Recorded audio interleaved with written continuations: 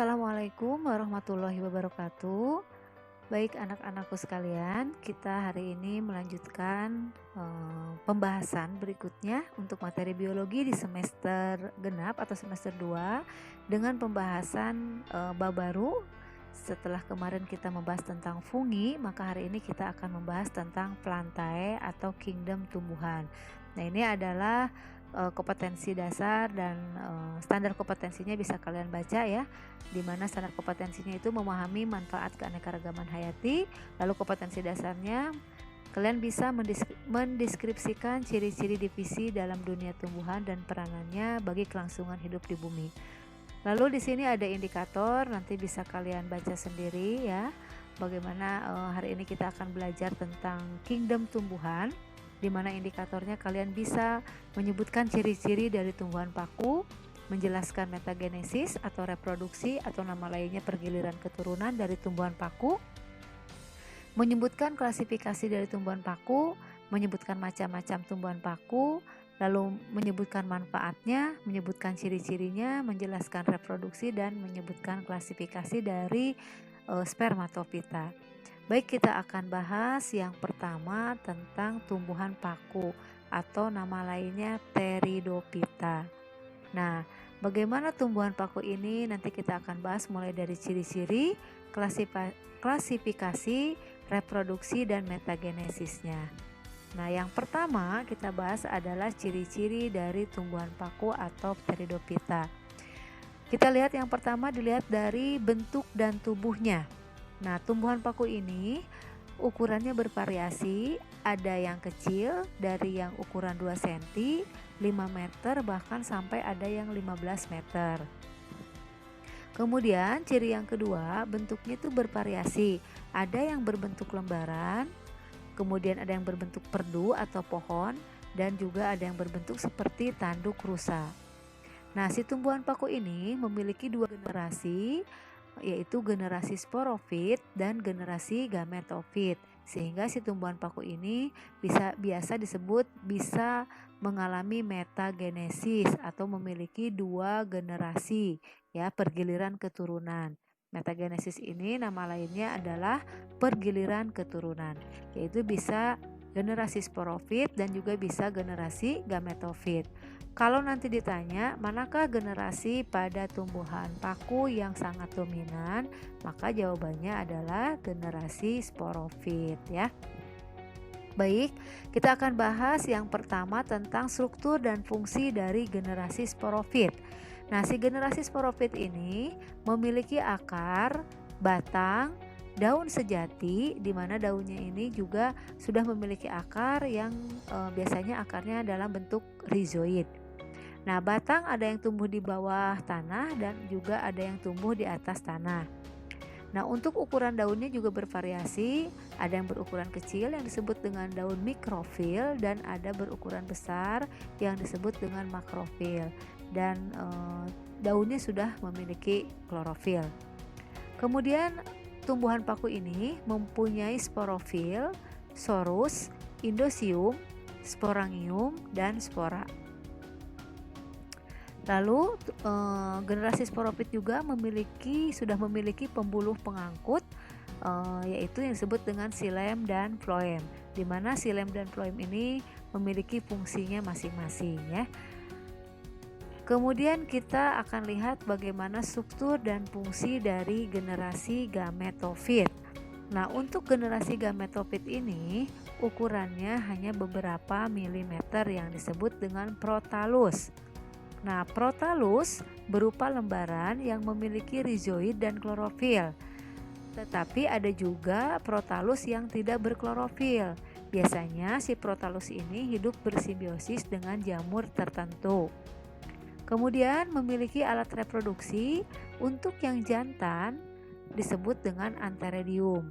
Jadi tumbuhan paku ini alat kelamin jantannya menghasilkan spermatozoid yang disebut dengan antheridium, sedangkan alat kelamin betinanya dia menghasilkan ovum disebut dengan archegonium. Kemudian bagaimana kita lihat cara hidup dan habitat dari tumbuhan paku. Nah, tumbuhan paku ini bersifat autotrof. Kenapa disebut autotrof? Karena tadi si tumbuhan paku itu sudah bisa membuat makanannya sendiri karena dia memiliki klorofil. Kemudian dia hidupnya bisa mengapung di air, juga bisa hidup sebagai tumbuhan darat atau disebut dengan terestrial, juga bisa kita banyak jumpai di hutan hujan tropis. Nah, kalau kalian lihat di sini adalah gambar dari tumbuhan paku. Nah, ini mungkin tumbuhan paku yang sering kalian lihat sehari-hari ya di lingkungan sekitar kita. Nah, seperti ini bentuknya, di mana tumbuhan paku ini kalian bisa lihat ada di sini yang titik-titik ini ya, bintik-bintik, ada yang warna kuning. Biasanya di bawah daun, itulah yang disebut dengan sorusnya ya. Nah, kita lihat sekarang metagenesis pada tumbuhan paku. Nah, metagenesis itu adalah pergiliran keturunan pada tumbuhan paku yang terdiri dari dua pergiliran keturunan, yaitu generasi sporofit dan generasi gametofit. Nah, kalian lihat di sini, yang pertama adalah spora dulu ya. Spora di sini haploid N. Kemudian dia bermitosis menjadi protalium. Nah, protalium inilah fase gametofit. Jadi fase gametofit hanya sampai protalium. Ya, selanjutnya ke bawah ini adalah fase sporofit. Ya, jadi disebut di sini metagenesis pada tumbuhan paku yang paling dominan adalah fase dari generasi sporofit karena dia panjang. Sedangkan gametofitnya hanya dari spora menjadi protalium. Ya, nah protalium ini dia memiliki terbagi menjadi dua. Kalau yang jantan disebut dengan alat kelaminnya antheridium, tadi sudah dijelaskan sebelumnya. Yang betina archegonium. Antheridium menghasilkan spermatozoid atau sperma, sedangkan archegonium menghasilkan sel telur atau ovum. Jika sperma dan sel telur ini bersatu, maka dia akan menghasilkan zigot. Ya. Nah, dari zigot lama-lama akan tumbuhlah menjadi tumbuhan paku. Nah, inilah yang disebut dengan fase sporofit. Sampai sini ya, fase sporofit. Nah, tumbuhan paku ini nanti akan menghasilkan sporangium. Lalu sporangium ini akan mengalami pembelahan secara meiosis dan menghasilkanlah spora. Nah, ini adalah metagenesis dari tumbuhan paku. Kita lanjutkan. Bagaimana dengan reproduksinya ya, reproduksi pada tumbuhan paku. Nah, ini adalah reproduksinya. Nah, sepertinya reproduksi ini hampir sama tadi ya, ketika kalian lihat tadi di bagan pada metagenesis ya. Nanti ada pembelahan secara meiosis dan juga ada pembelahan secara mitosis. Lalu kita lanjutkan dengan klasifikasi ya. Kita lihat di sini. Klasifikasi dari tumbuhan paku bisa dibagi secara garis besarnya, bisa diklasifikasikan berdasarkan ciri tubuhnya, bisa juga diklasifikasikan berdasarkan jenis sporanya. Untuk tumbuhan paku yang diklasifikasikan berdasarkan ciri tubuh, maka ada 4 kelas. Yang pertama, kelas Psilopsida. Yang kedua, kelas Lycopsida. Yang ketiga, kelas Sphenopsida, dan yang keempat, kelas Pteropsida. Sedangkan klasifikasi tumbuhan paku pada jenis spora berdasarkan jenis spora itu hanya 3 kelas ya, hanya 3 bagian. Yang pertama ada paku homospor, yang kedua paku heterospor, dan yang ketiga paku peralihan. Selanjutnya kita lihat manfaat dari tumbuhan paku.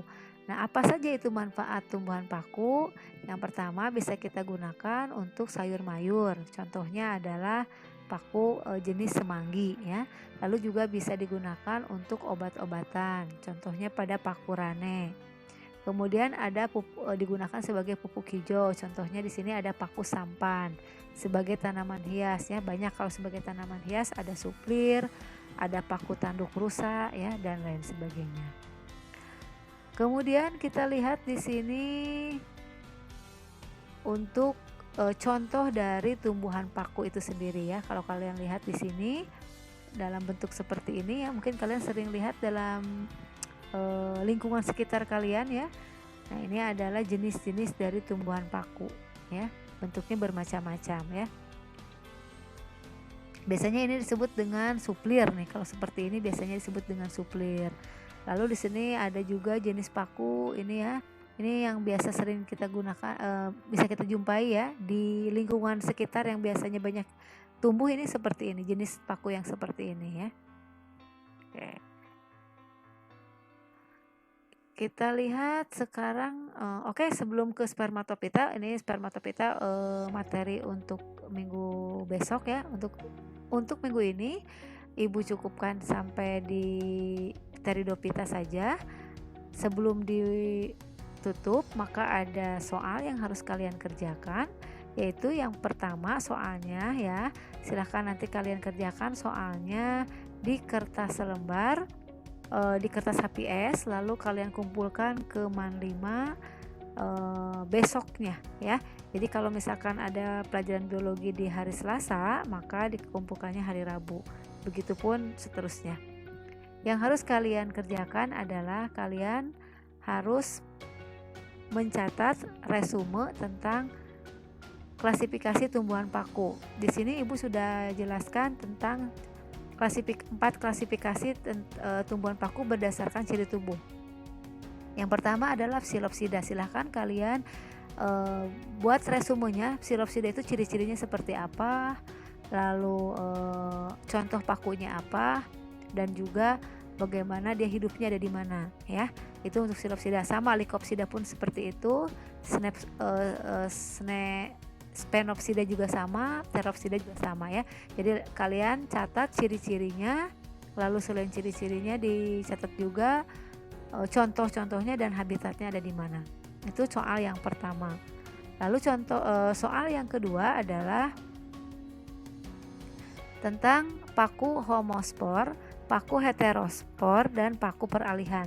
Tugasnya adalah kalian membuat bagan dari sistem reproduksi paku homospor, paku heterospor, dan paku peralihan. Jadi ada 2 soal tapi ada 7 jawaban. Silahkan dikerjakan di kertas HPS, dikumpulkan besoknya. Terima kasih atas perhatiannya. Assalamualaikum warahmatullahi wabarakatuh.